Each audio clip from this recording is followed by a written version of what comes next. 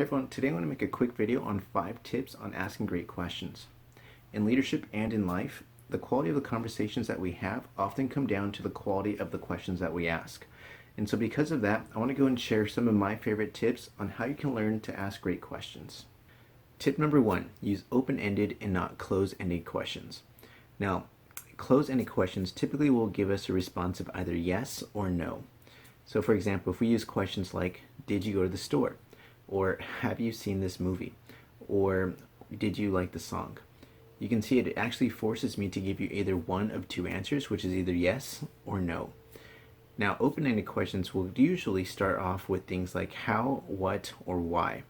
So if we're to use those same types of questions, but we just switch it a little bit with the words, you'll actually see it forces me to elaborate on my responses. So for example, why did you go to the store? Or what did you like about the movie? Or how did that become your favorite song? You can see it actually causes me to elaborate on my response as opposed to giving you just a close-ended answer like yes or no. Tip number 2, be an investigator. Now, you're not trying to interrogate someone, but you're genuinely trying to learn more about someone's experience. How did that make them feel? What did they think about that?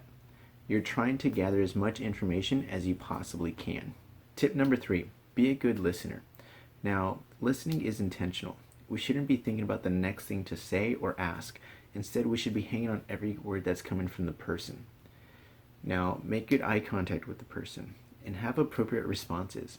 When someone says something like they just went skydiving, we shouldn't be like, that's interesting. Instead, we should be like, whoa, like no way, like what was that like?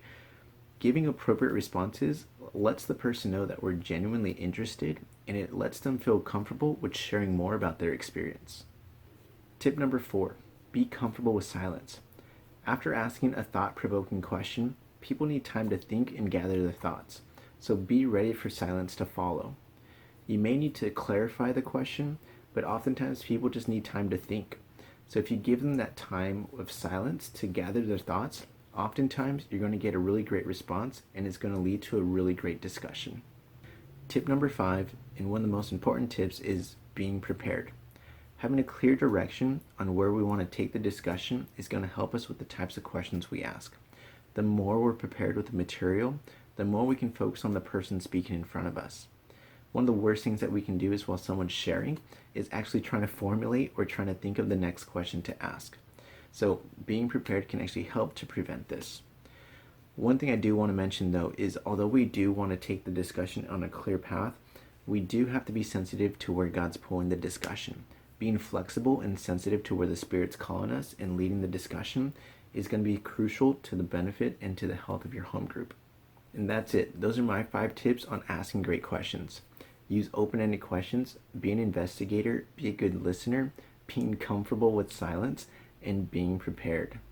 I hope that helps you have fruitful discussions, whether it be talking to an individual or in a group. Thanks for watching.